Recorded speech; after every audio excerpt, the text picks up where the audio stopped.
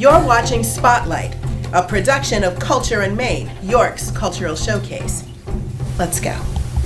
So we have not just a shine, but the shine, joining us on the corner of Culture in Maine today. Obviously, for anyone who is anyone in the indie York scene, one of the independent music gods of the underground. Do you love the fact that you have approached York legendary status at this point? Well, I didn't know I did. But sure, I like that. I like that introduction. I hope someday that's my eulogy, I guess. Right. A life well lived as an artist is something seriously cool on your gravestone. Yeah, exactly. That angsty artists discovering themselves still visit generations later. It's true. Right? Mm-hmm. So, if that's not what it's about, it's not for the fame and it's not for the fortune, what is it about for you? It's just about, it's about me. It's all about me, it's all man. About me. I don't know. I always liked music and I like playing music, and I guess when I was little, my dad told me that if there's something you like to do or you love to do, that you should try to make your living out of it, so that way you don't hate what you do for a living. So, amen to that. So I enjoy it because it's fun, but ultimately, at the end of the day, I play music and I do all this stuff for myself, and yeah, it's just for me. I'm glad people like it though. I'm glad that other people enjoy it and see it and relate to it and stuff like that. It makes me feel not so alone in this world. That's real. But Here's one of my oldest songs I ever wrote. It's called Lost My Voice. I grew up in California, and when I moved from California to Pennsylvania, I didn't have a lot of friends. And then I got a job and met a bunch of cool people, and they all encouraged me to quit my job and go play music and travel around and live in my car. But when I left, I was sad and I missed them all the time, and so I wrote the song. It's called Lost My Voice.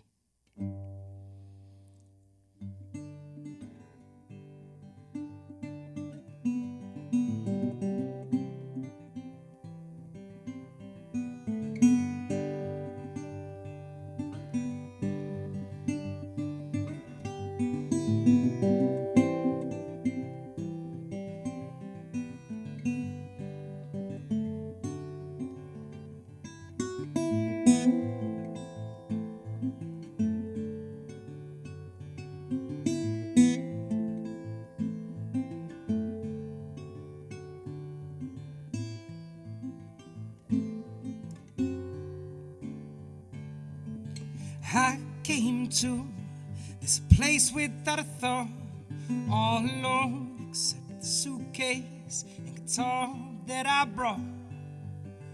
Played my songs and I made them smile, but then I packed up all my gear and I just drove on for miles. And I say that maybe I don't want to leave again. Maybe I don't want to leave my friends. Maybe I don't have a choice. And maybe I've lost my voice.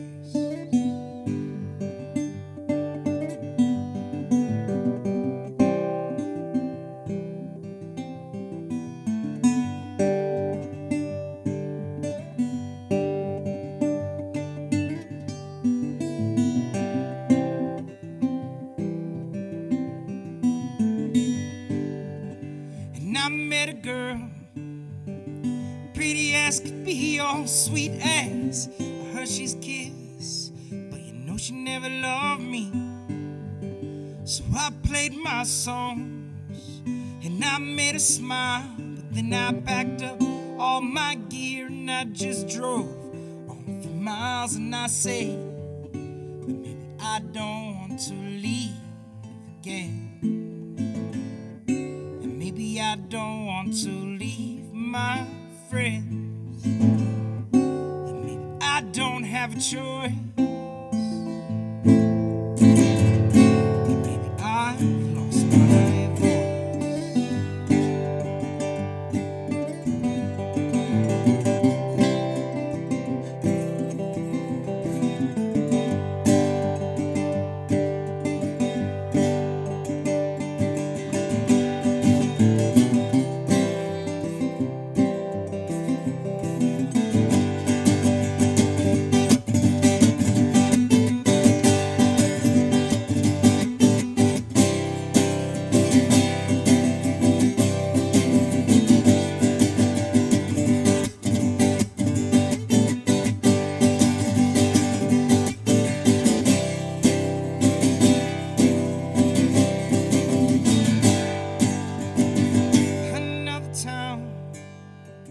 Still without a thought, all alone, except the suitcase and that same guitar I brought.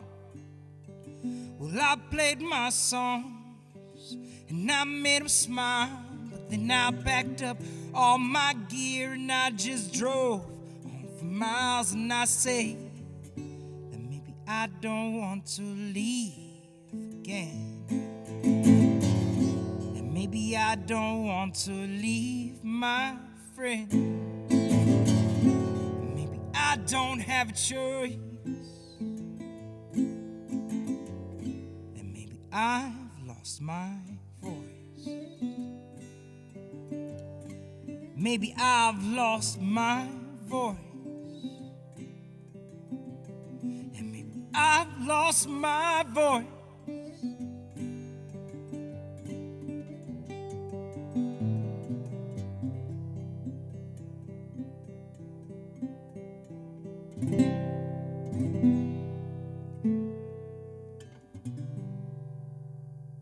Experience that I had, you know, it's me telling you a story and I just rhyme the story, you know, so therefore it feels like a song. But now more than ever I find myself still singing about similar things that I've sung about, only they don't mean exactly what you think they mean. They are more of a metaphorical idea, and because I don't know, that's just the way I see the world, is that it's all related. We're all related.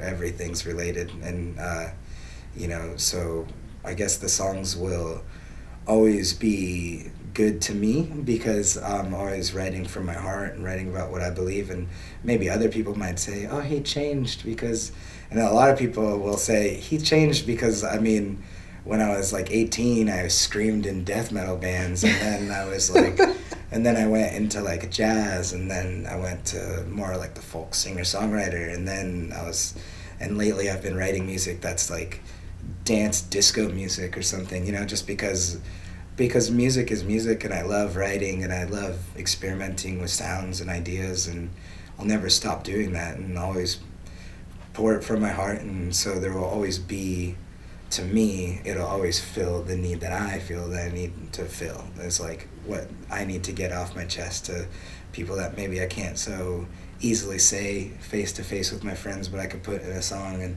let them listen to it and have them either understand or not. But, you know, at least it's out there, and at least I'm not holding it in anymore. But yeah, I guess it probably does change, and I like to think that I get better at it, because I like to think that change isn't a bad thing. But that's not everyone's perspective. But this next song is my ex-girlfriend's least favorite song I ever wrote. It's called Far From Home.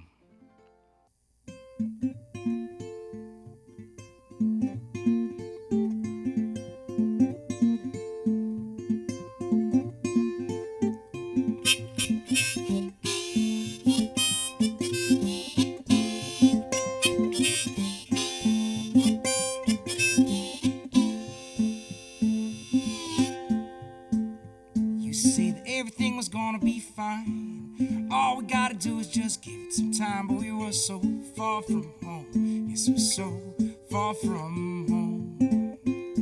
Hey, I'm sorry that you had a bad dream, but it don't really mean what you're thinking it means. And we were so far from home. Yes, we're so far from home.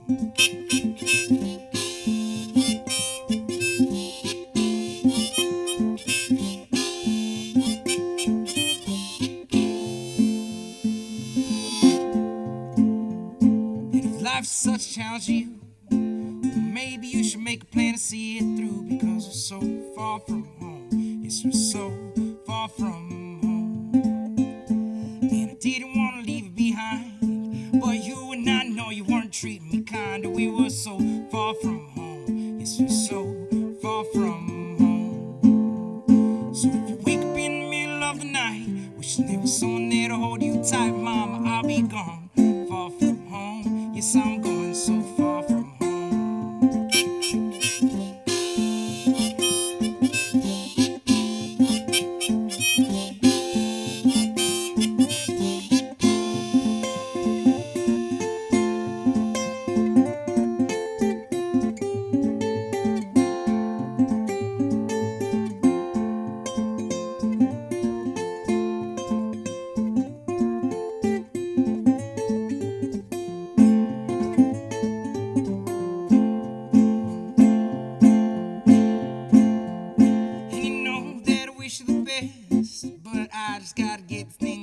Chest, because we're so far from home. Yes, we're so far from home. And I never showed you nothing but love. All you seemed to do was push and shove. We were so far from home. We were together, we were all alone.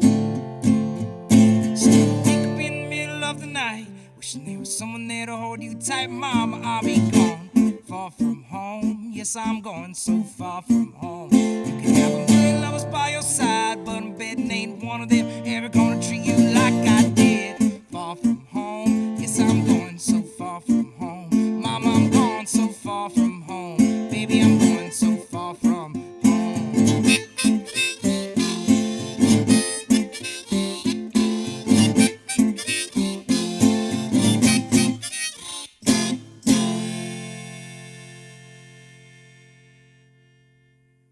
So, I mean, like now I'm not so worried about where my next meal's coming from. I'm worried about different things in life, you know, like am I just gonna live the rest of my life alone? You know, because having this lifestyle doesn't lend itself very easily to having a relationship.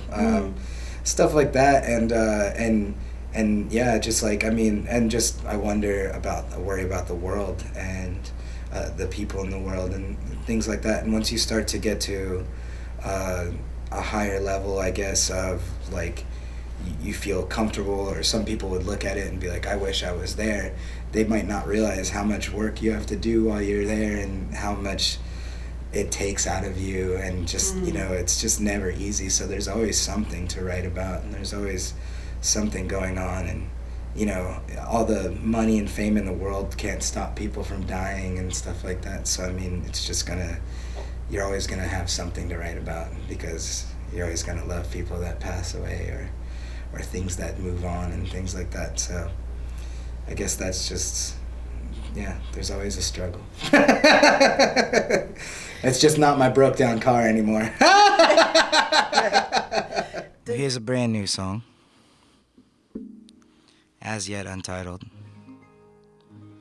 If you've ever been up to Harrisburg, over on the Susquehanna, there's some bridges, and they're broken. And one night a friend of mine persuaded me to climb over a fence and hang out on the edge of that bridge. And it inspired this song. Like I said, doesn't have a name yet, but it goes like this.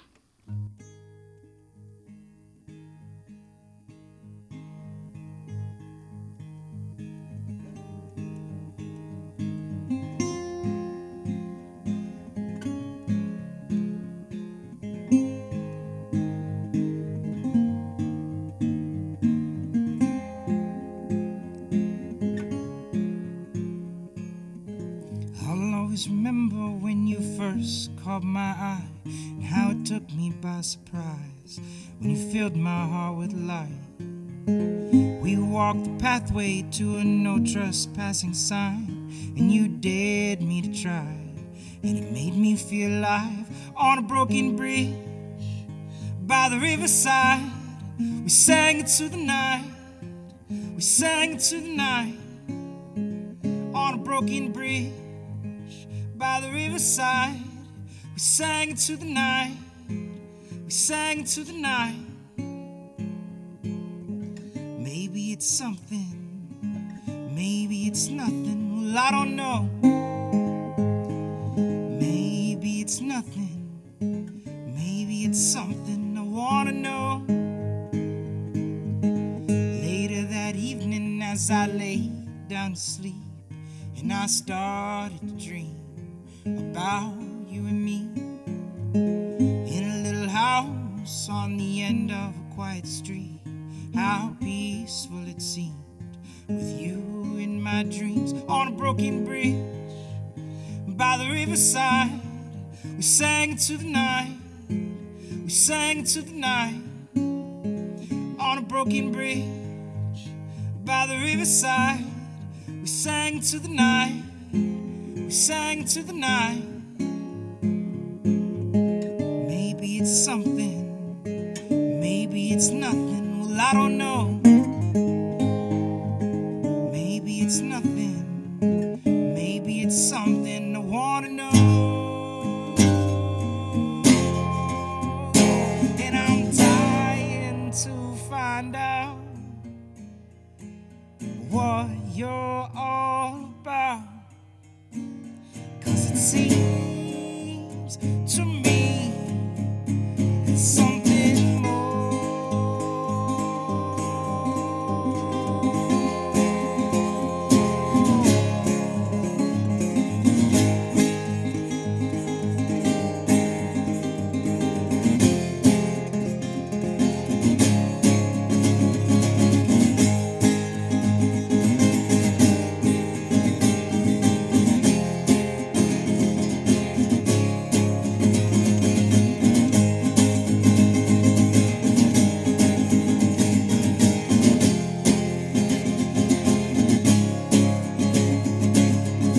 Maybe it's something, maybe it's nothing, well I don't know. Maybe it's nothing, maybe it's something I wanna know. I think the hardest part is getting through those tough times. A lot of people give up when it gets really hard, but I know that most people, if they could just push through those hard times, that it gets easier. You know, no matter what you're doing, like music, art, even just whatever you're into. If you're following your passions, like you're gonna have to fight for it, but like it's worth the fight. And so just keep fighting. That's all I do. All right, folks. Well, it's Thursday night, which means tomorrow is Friday night. And hopefully you have a hot date coming your way. And if you do, you should listen to these next couple of steps, because this is my way of doing a hot date. And I guarantee 100% success rate. If you follow these steps, you'll get what you're looking for, folks. It goes like this.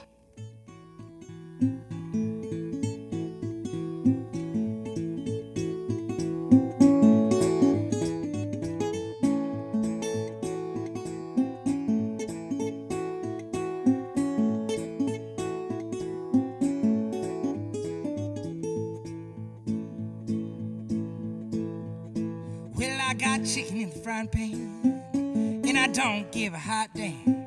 Got chicken in the frying pan, got a hot date coming tonight. Oh, baby, got biscuits in the oven, got biscuits in the oven, homemade biscuits in the oven. Gonna give me some loving, got a hot date coming tonight. And you know I'm feeling fine, and you know I'm looking swell. And if you couldn't tell, I got that hot date coming tonight.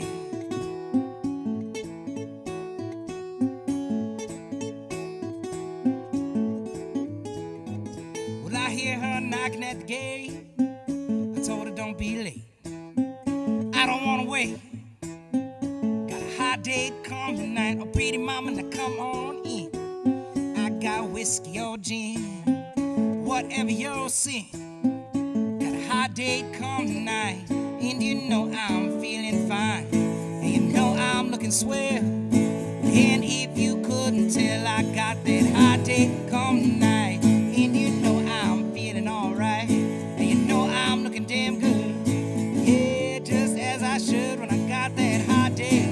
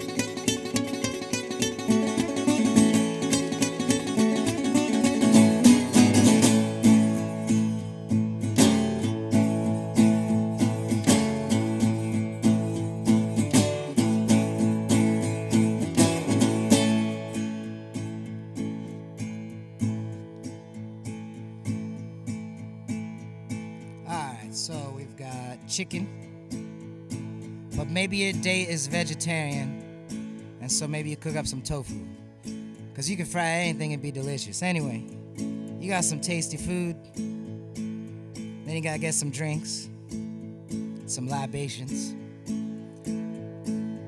Once you got drinks and food, it's up to you to provide the good conversation.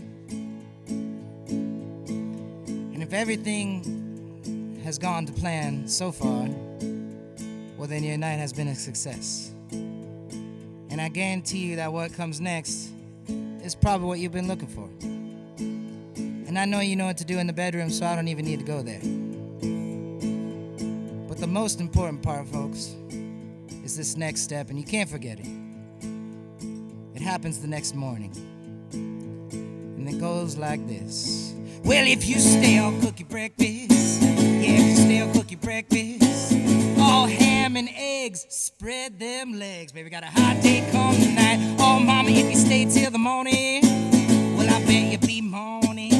So you stay till the morning, I bet you be moaning. Got a hot date come tonight. And you know I'm feeling fine. And you know I'm looking swell. And if you couldn't tell, I got that hot date come tonight. And you know I'm feeling alright. And you know I'm looking good. Yeah, just as I should when I got that hot date. Oh, that hot date. See you later, baby, tonight.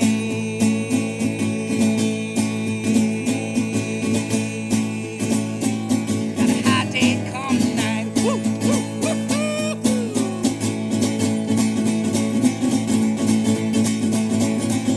Got a hot date come tonight.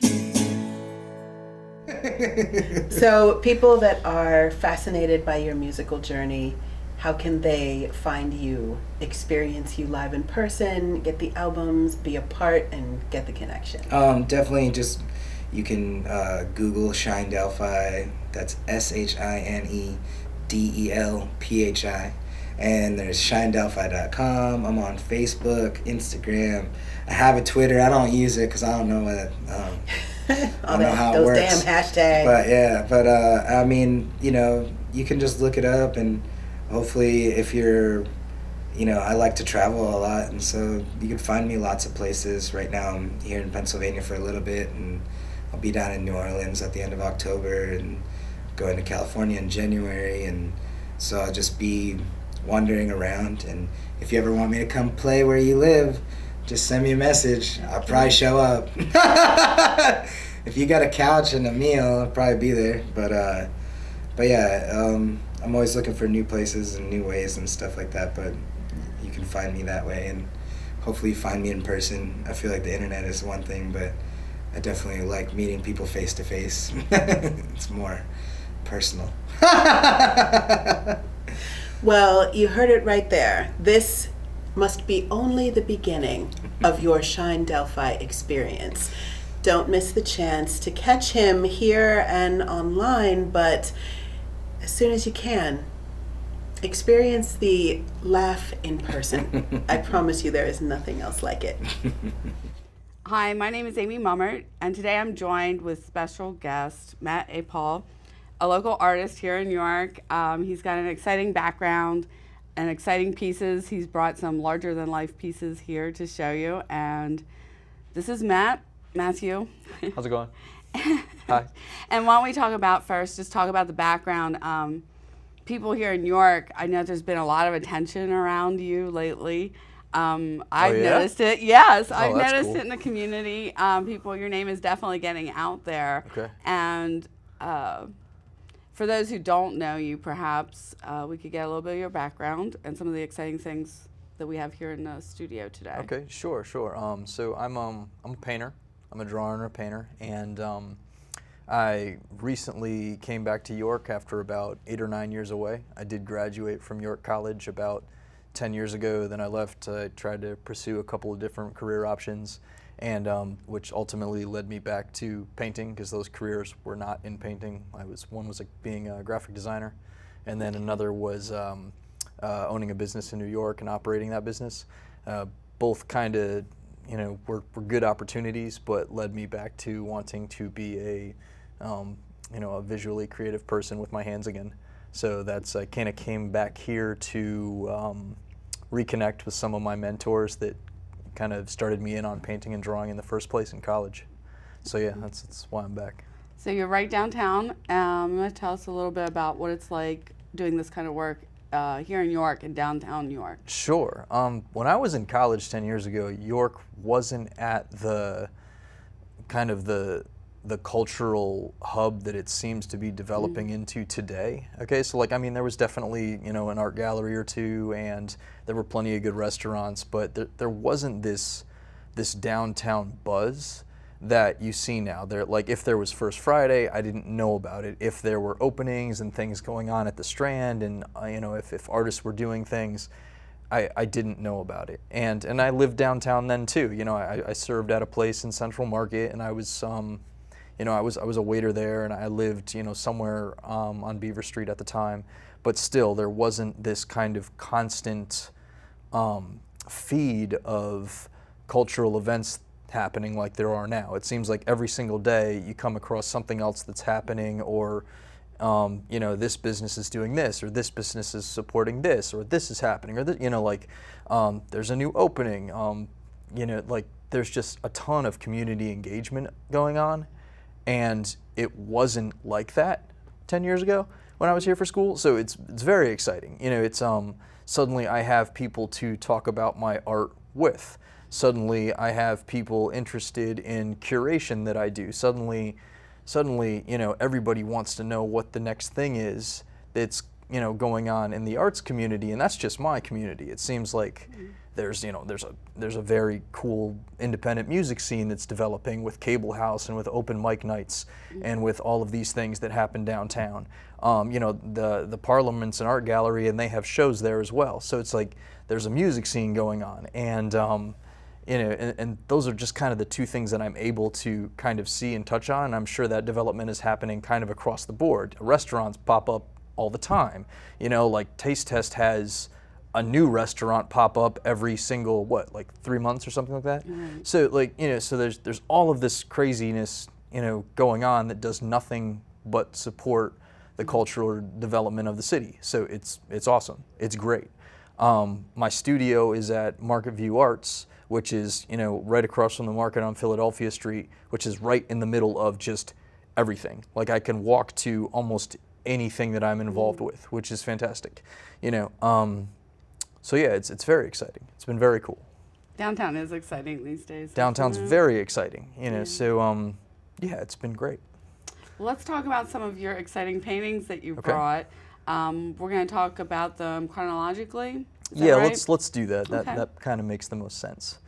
So we can kind of start with these two brighter pieces. This one to the left. So when you're a visual artist, I think there's a struggle to really narrow down what you care about enough to spend a lot of time making art about. Okay, so like what your subject matter is, and like there are artists that you know, are, you know, kind of all over the place, and they you know, it's almost like they use their particular style to dictate what they're painting. So they might paint an owl or a rainbow or a landscape, but it's all in this particular style, right? So like that's how they paint. There are other artists that kind of focus thematically on one thing, and they're trying to get a particular type of idea across. I'm one of those artists. So the way you kind of figure out what that is just by doing a lot of self-reflection and digging. You know, it's almost like you find this thing that you care about a little bit, and then you dig at it. And then 2 months later, all right, do I still care about this as much as I did 2 months ago? Yes, and I'm more interested. So I keep digging, and you keep digging.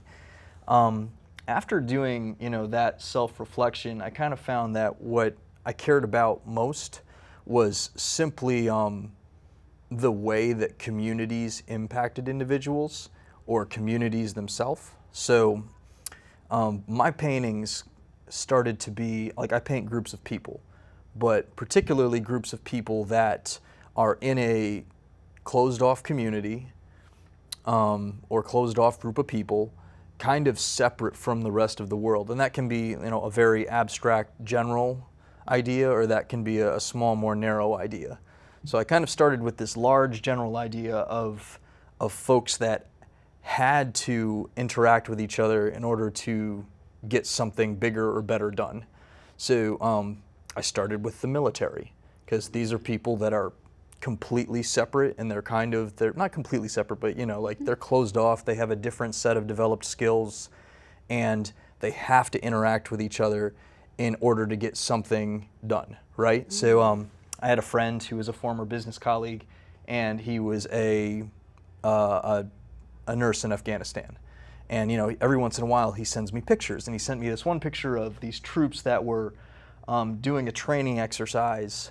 They were literally just training to load into trucks if something really catastrophic happened, like they had to exit quickly. And it was very apparent that they all had to work together, and and they were a community, and no man could essentially do it by himself. So I kind of started there. That was my starting point. Then I tried to see kind of how those type of interactions, were there any in York that I could find? And we're not talking about friends. Like, I know friends interact and do things together, but we're talking about people that know that they need to come together for the greater good of something, right? So you have this painting up in front, which is, we can't see it, but it's basically it's a group of protesters on the corner at the cross of George and Market Street, right? And the big pink building is, that bank building in the background, and you can kind of, just if you're familiar with that cross, you can kind of get an idea. And it was after the election, and you had a group of protesters who, they weren't a community essentially before that day. They were all part of York County somehow, probably, but they came together, and it was interesting because they were all protesting different things. So you had one gentleman who had a sign about climate change, and then you had one of the girls that was wearing the pink hats from the Women's March, and this and that, and everybody had their cell phone out, and they were all talking to each other. So there was this education that was happening about, this person thinks one thing is very important, and this person thinks another thing is very important, and they had this dialogue that was very encouraging. I mean, they were protesting because they were upset, but the educational dialogue was very cool, and they were all spreading their ideas, but they had to come together to protest their whatever they were protesting. And that, for that afternoon, for that day, very much made them a closed community, right? Mm-hmm. So I was kind of stuck on that for a little while. And then very recently, I kept on digging in my hole, this little hole that I call, closed communities. And then I kind of thought, okay, so I want a group of people that I have interacted with, or I could interact with, that has, come together literally, or bonded together literally for the sake of their survival. Mm-hmm. And these darker paintings, you have one here, you have one here, you have one here, are of a group of folks that existed along under one of the bridges, actually multiple bridges, but basically they started under one bridge on the Cadorus, and the police, I heard that the police would move them from bridge to bridge as they did construction on the bridges, right? Mm-hmm. And when I came across them, I think they were under the Princess Street Bridge, and they called themselves Homeless Headquarters. And they were a group of homeless folks that essentially had come together to make their chances of survival or their existence, a little bit more plausible or more comfortable, right? There were tents, you see in each one there's a couple of tents, and those are all the same tents. There's 2 tents here, there's 2 tents there, there's 2 tents there. It's just from a slightly different angle. And, it was just this, there were tents, and there were all these clothes that were strewn from, things just hanging from the ceiling, and there were just cardboard boxes with anything you could think of everywhere on the ground. And they were laying on top of a mattress that was on top of, plywood or on top of pallets. And, we started to establish a relationship with these folks. It was last summer, and we would we'd bring them water on a hot day, or just little bits and pieces, trying to get a connection, and I didn't have the time to actually take any images before the police enforcement told them to disperse. Like, apparently some folks were, kind of upset that they had to be on the rail trail, and these homeless folks were there. I don't think the homeless folks were doing anything wrong. I just, I think it made them uncomfortable. So eventually the police told them that they had to disperse, and I did not have a chance really to take any photos of them or have that conversation before the police told them to do that. A few months later, a photo that is referenced to one of these surfaced on the internet, and I found out that the photographer was a local kid named Dan. I'm not going to say exactly who it is, I think, just because I'm not sure he wants me to say. But his name's Dan, good kid, and he had taken photographs for the concept of having, like, for a band that wanted a concept of, the two sides of York. Like, they wanted to use one of these photographs on the cover and then split it down with another photograph of, like, First Friday. Basically, like, these two things are existing at the same time, and everybody makes a big hubbub about First Friday and about how, how cool York is and everything, while this still exists. So that gentleman was nice enough to provide me with reference photos for about 5 different reference photos that I'm going to use. And because I had met these folks, I still felt like I was connected enough, and as long as he didn't mind, I was going to use them, for the pictures, which I am currently doing. These 3 are about halfway done, so yeah, they're not finished yet. Okay. And I'm working a little bit differently right now. I started these 3 probably 2 or 3 weeks ago, and I'm working a little differently. I'm trying to get about 30 paintings to almost a halfway point, and then I'm going to select 20 of those 30 paintings and the strongest ones that I feel, and then I'm going to bring those to a finished state for a show that I have in January. Okay. So that's the idea anyway. So that's not a typical way of painting, is that right? I did see that you were doing that. I told you I follow your artwork and your progress, and do you remember you saying that you were doing something a little different, right? That you're, instead of starting a painting and doing it from beginning to end, and then starting another painting and doing it from beginning to end, this is a different process. Very than what much. Most people do. I think so. I mean, like, artists will, work on a painting, put it on the wall, look at it for a while, and maybe start something else. But I'm being very, very deliberate in starting all 30, and, like, it's hard because, like, I get one to a certain point, and I'm like, I want to work on it more. But in order to stay on schedule, I have to just kind of put it aside and say, okay, that's just going to sit there like that. I'm going to look at it for the next, 30 days or so while I work on the rest of these. Right around the end of October or midway October, I'll choose my 20. I have a crit group that I meet with, which that involves a couple other local artists, and we all meet once a week, and we talk about art, and that kind of keeps us all moving and keeps us all progressing, and maybe helps us around visual problems that we're having.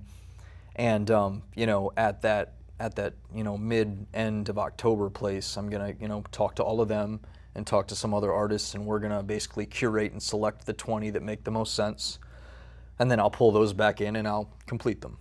So I'm especially interested and excited about the subject matter of this current series. What I find fascinating is this community is really an invisible community. Very much. Even more so now. And this brings a visibility to it.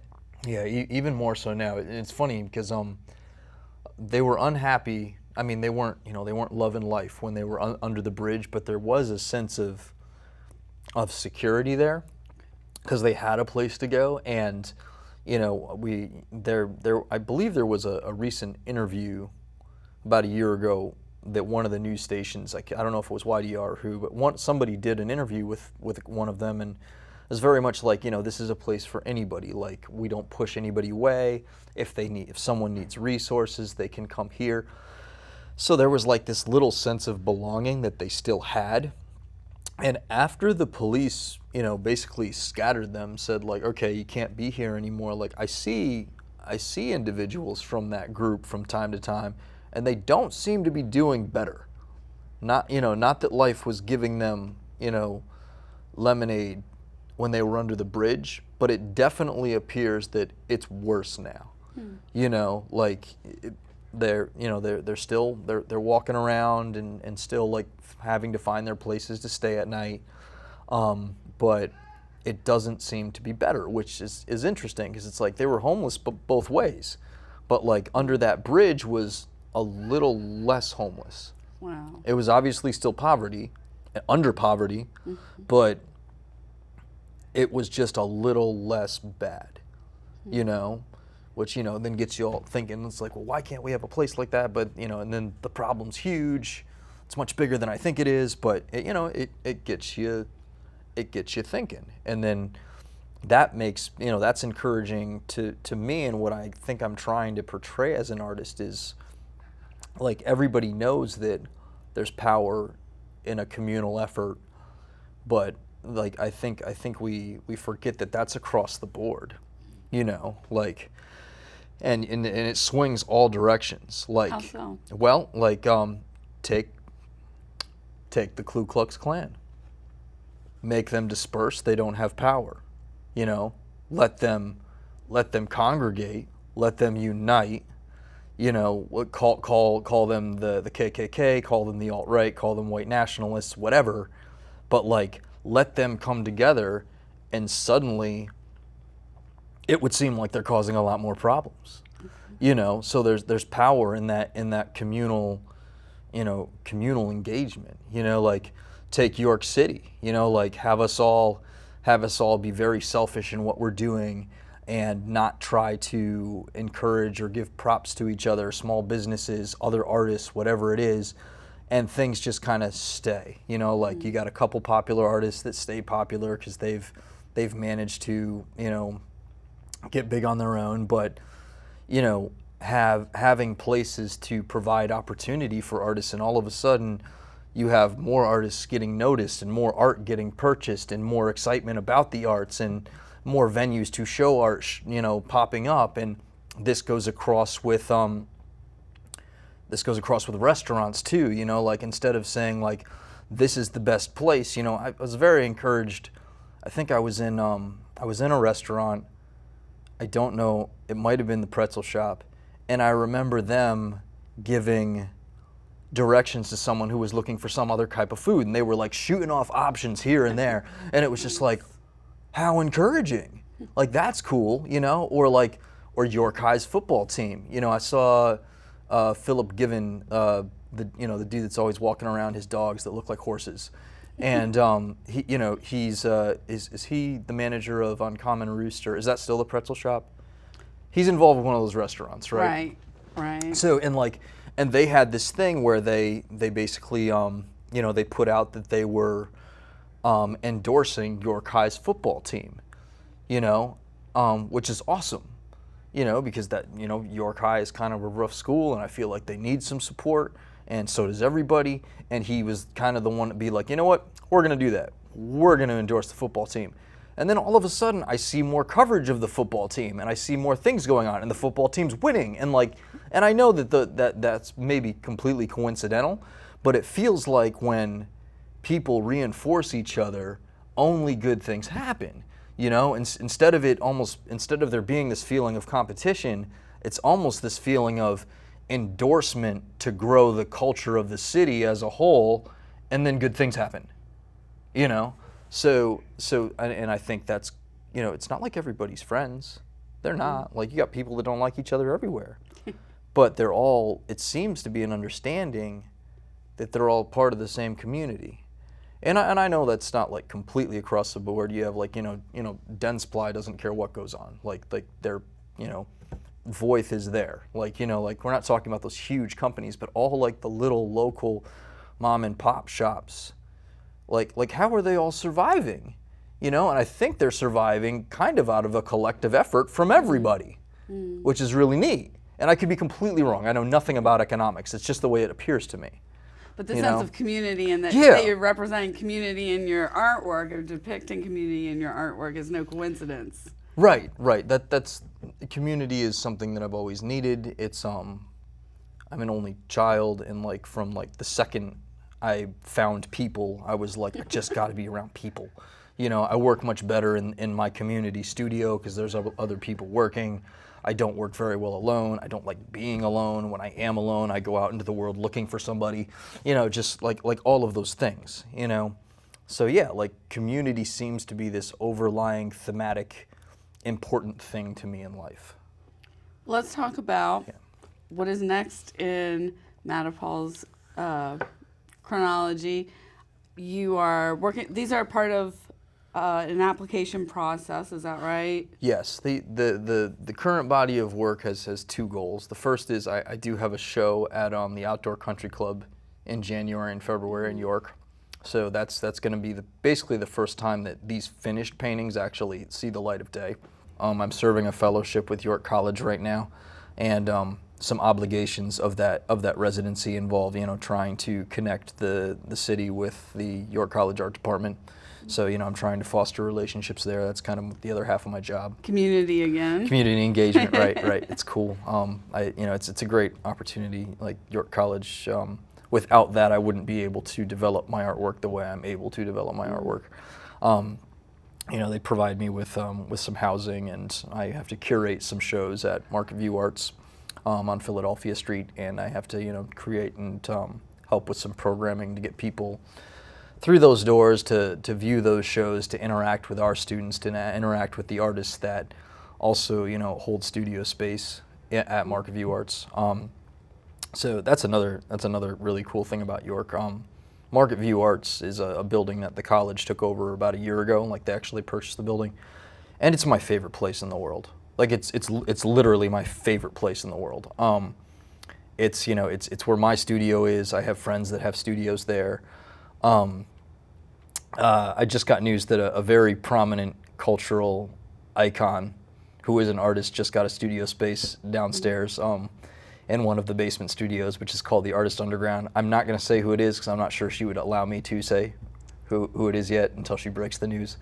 But you know, she's you know, we have some very cool professional artists downstairs. A couple of the professors from the college have their studio practice there. Troy Patterson has like this ridiculous letterpress shop that's one of the biggest on the East Coast. And Mel Rogers, who's the head of graphic design, has her practice at Market View Arts. Rye Fryer, who is one of my mentors, has his drawing studio at Market View Arts. So you can see, you know, coming to that building, you can see such an array of good professional developed art from like professional artists. There's also 3 art galleries that we curate that are just a lot of art galleries are kind of bound by the fact that they have to make money. And since this one is you know, run by the college, that's not necessarily in their mission. So we can bring almost anything to Market View Arts. Like right now we've got this exhibit by this guy named Martin Swift from DC, and it's hands down the best figurative work I've ever seen in person.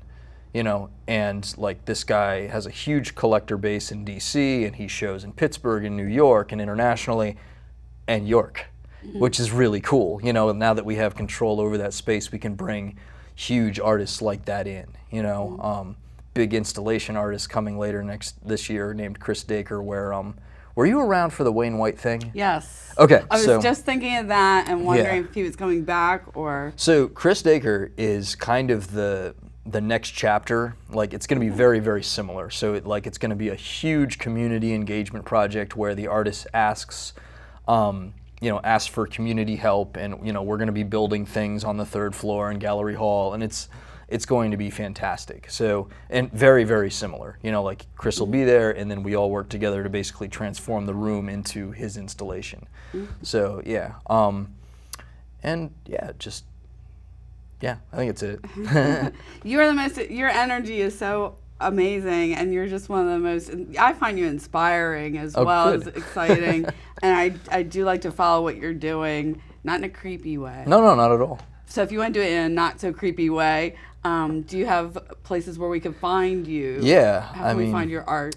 You can find me personally at Market View Arts almost every day. Like we have open hours, like galleries hours from 10 to 5 on Tuesday, Thursday, and Saturday. And the address? And that's at 37 West Philadelphia Street, right across from the market. But like, if you want to find me in person, I will talk to anybody about art. It's fantastic. It's my favorite thing to do.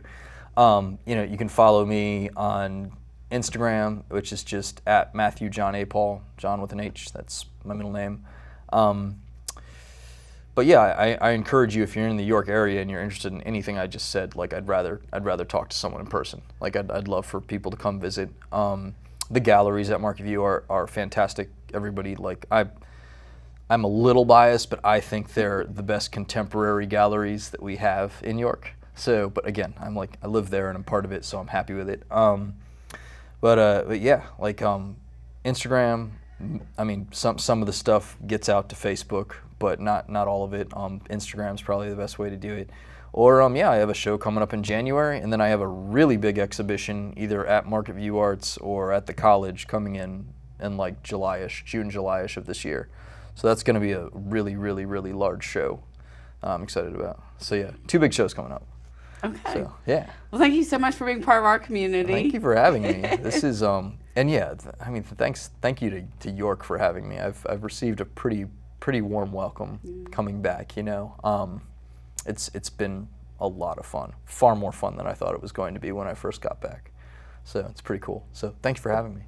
Thanks for joining us on another amazing episode of Spotlight, a production of Culture in Maine, York's cultural showcase. We want to hear your ideas, and we want you to be a part of the show. Whether you're an artist or a fan, send us an email to cultureinmaine@gmail.com.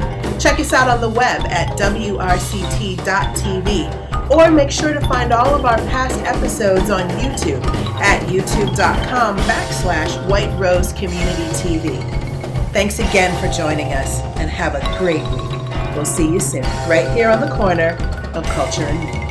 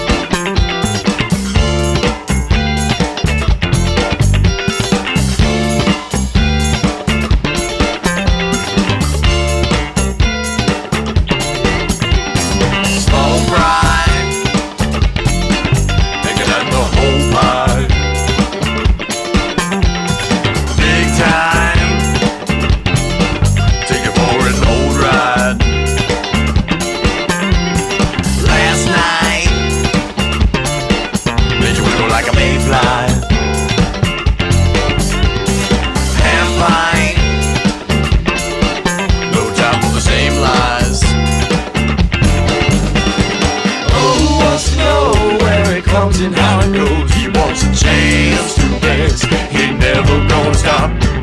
Oh, you best believe it's a wicked wild seed. He's got a groove, his blues.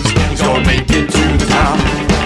Everybody wants something. Everybody wants something.